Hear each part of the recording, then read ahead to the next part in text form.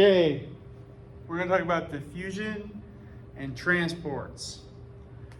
Simply explained, diffusion and transports is how things get from one side of the outside of the membrane, the cell membrane, to the inside.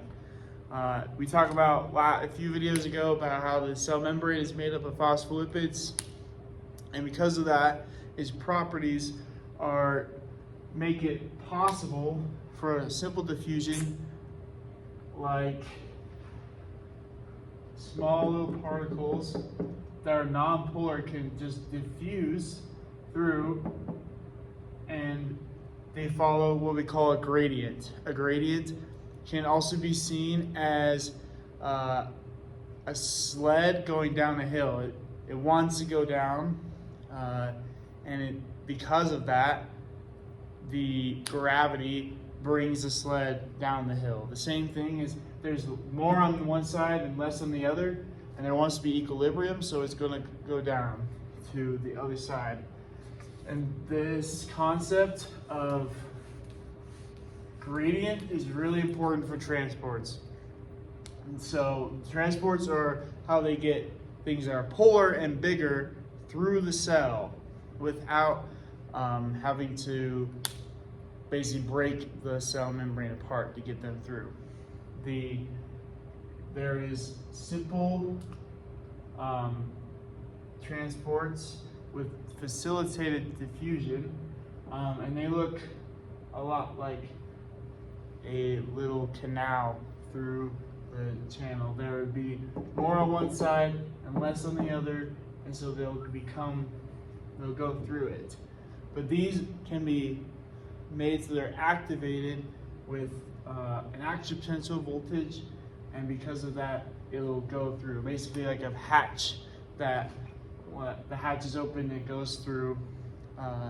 It doesn't require any energy because of the hill.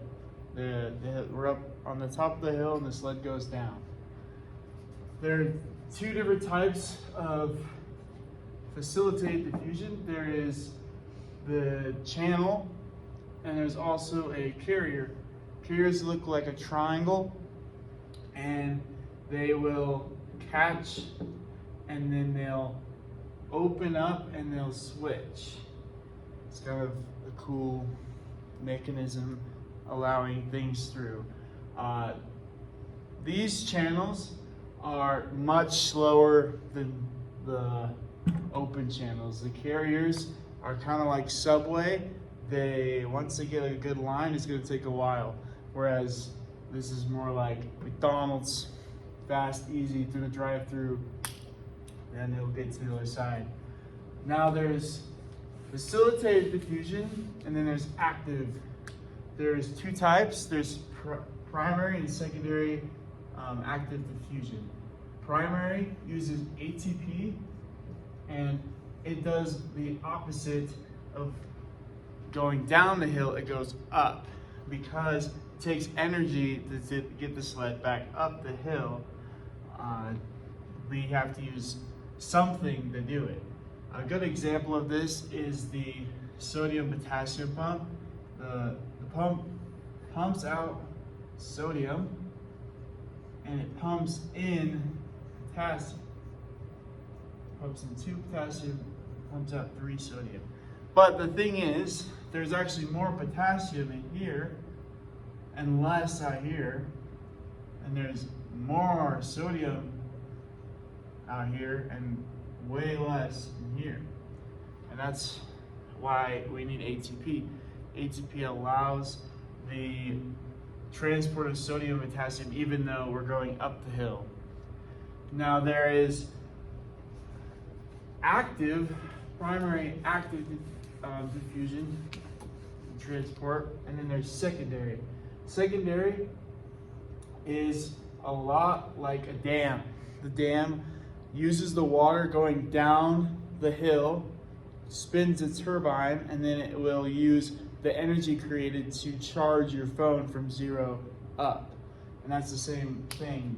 We can use this as a hypothetical transport, because we know there's more potassium here and less potassium here. So we can use the gradient of potassium to power the diffusion of, there's more calcium out here and less in here, and we can move the calcium with it.